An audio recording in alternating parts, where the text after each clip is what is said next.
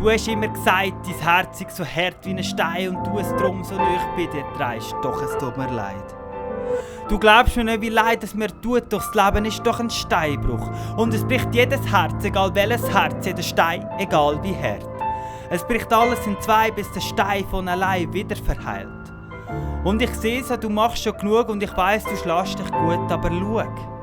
Das Leben schlägt immer härter zu, sodass es jeden Stein zersprengt, so hart, dass es für jeden Diamant lenkt. Doch ich hoffe, dass ich langsam Moos drüber leid und du deinen Stein trotzdem nahe bei dir trägst. Denn du glaubst mir nicht, wie leid es mir tut, doch das Leben ist ein Steinbruch. Und es bricht alles, egal wie hart, egal welches Herz, darum fällt es mir so schwer.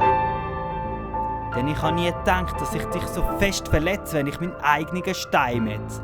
Und jetzt stehe ich da, voller Angst, voller Furcht vor dem Abgrund.